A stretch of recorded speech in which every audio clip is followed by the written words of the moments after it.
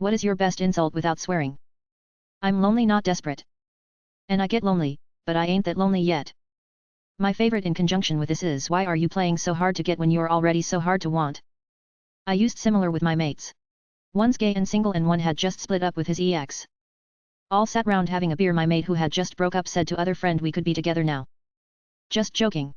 My response. He's gay, not desperate. I bet your parents change the subject when their friends ask about you.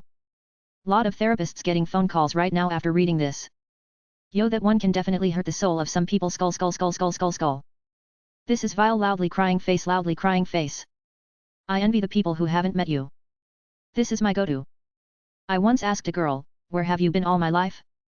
Her response was, I don't know, but I wish I was still there. That's rough, buddy. In 2004 I once told a girl, you're like Visa, everywhere I want to be. She giggled and then went on with her. 2013, while drunk at a wedding after party of one of my best friends, I was sharing stories of dumb things I did as a teen and young adult to a table full of people when a very pretty lady sitting on her fiancé's lap drunkenly slurred out, where have you been all my life? To which I replied, I'm not sure, but I got here as fast as I could. The two of them left soon after that statement was made. Oof. Number F. You're a conversation starter.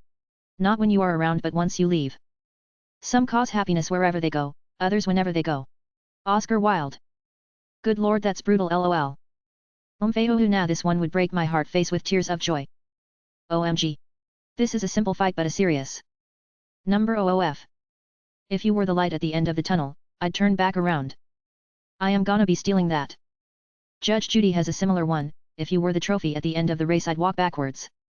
Credit to Letterkenny, buddy, you couldn't wheel a tire down a hill. Dad's old one is, couldn't pour piss out of a boot with the instructions written on the heel. That was brought up well, too bad you weren't. You're 10-ply, bud. Your spare parts, bud. Fuck Lemon Snicket, what a series of unfortunate events you fucking been through, you ugly fuck, is one of the lowest blows dealt on that show. Letterkenny is a goldmine for creative, nuanced, and direct insults. Tidy up, because you're a fucking mess, bud. I got a poem for you. Starlight star bright, why the fuck you got earrings on? Letterkenny is boss. There is so much subtle stuff that make that show so good. Get this guy a fucking puppy ears. You look like the skunk my dog killed and probably raped. You do CrossFit? You can cross fuck off. My days of not taking you seriously are certainly coming to a middle. You weren't burdened with an overabundance of schooling. Malcolm Reynolds. I'd say you're just a little bit shy of the top of the bell curve. I wish for just one time you could stand in my shoes, you'd know what a drag it is to see you. Not mine, but still good.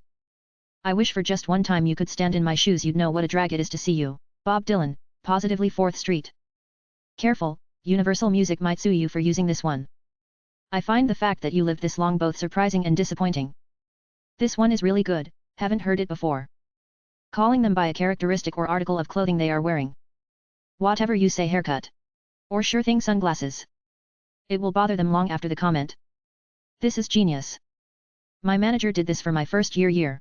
During winter it was hey leather jacket. The rest of the year it was hey Elmira City hat. It got to be quite bothersome. Did he think so little of me that he couldn't be bothered to learn my name? I'd call you dumb as a rock, but at least a rock can hold a door open.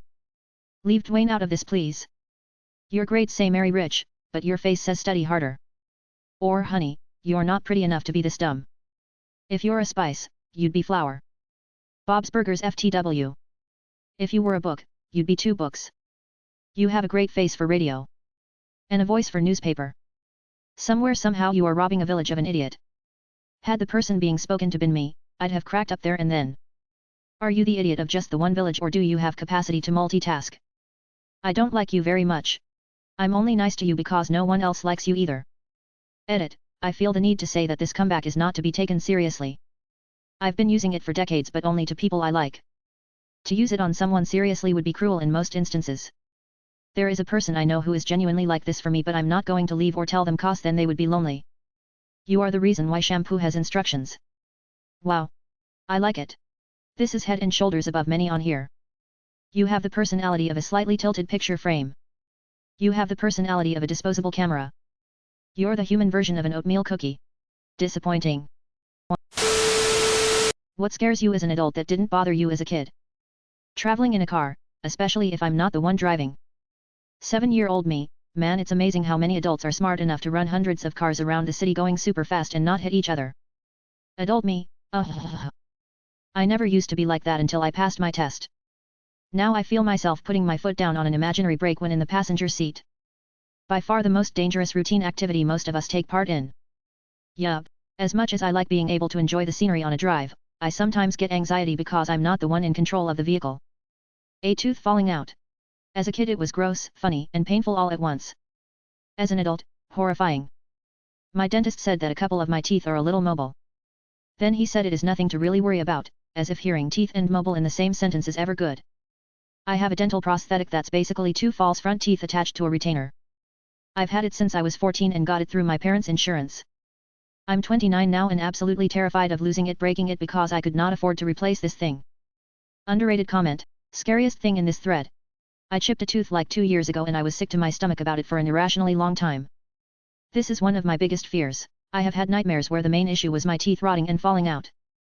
Whenever I have a random tooth pain I get anxious that it is some sort of infection and that I'll need to have my teeth removed. I'm not even sure if something like that could even happen, but the idea freaks me out so bad. Literally fell face first 2 weeks ago and knocked 2 front teeth out of my mouth. For anyone who reads this, file this away for a future emergency. The first 45 minutes are critical for saving adult teeth that have come out of the mouth. Pick up the tooth by the crown, not the root, and literally stick it back in the gum. Get yourself to an emergency dentist ASAP after that. After 45 to 60 minutes of tooth being in outside environment, the cells lining the tooth will die and there is little chance for the tooth to restabilize in the mouth. Before that, there's a good chance it'll stabilize and you will be able to keep your original tooth. Much cheaper than an implant and ultimately much better because nature does it best. This shit sucks, but modern dentistry can do wonders. Signs of aging. When you're a kid, getting older means new and exciting changes.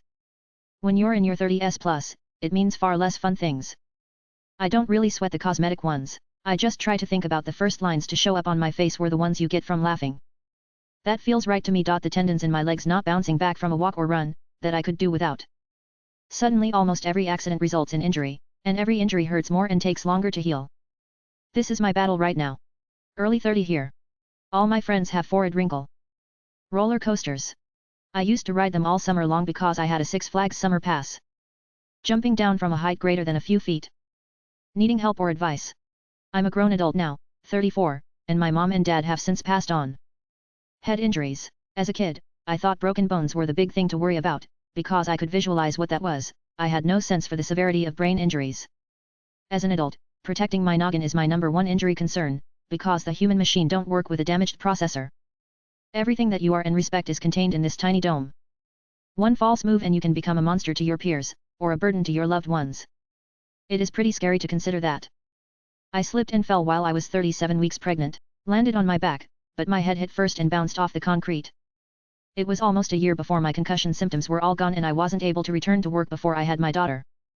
Watching videos of people falling isn't funny anymore and snow/ice gives me a lot of anxiety. Now that I know how concussions work, I hate seeing somebody get knocked out in a show only to wake up way too long later with no apparent issues. That shit, frankly, is insulting to the intelligence. Long time ago I was a whitewater rafting guide. You'd be surprised how many people resist the instructions to wear a helmet. On our river it was required for the whole trip and for good reasons. So the typical helmet bit of safety briefings, guys, you gotta wear helmets and you really need it to protect your forehead. That's where your personality lives. We used to joke that you could fix your personality with a good knock to the noggin, but then Bob came through. Spoiler alert, if you bash your head, your personally always get worse. Like and subscribe for more Reddit content. Watch the next video at the top of your screen.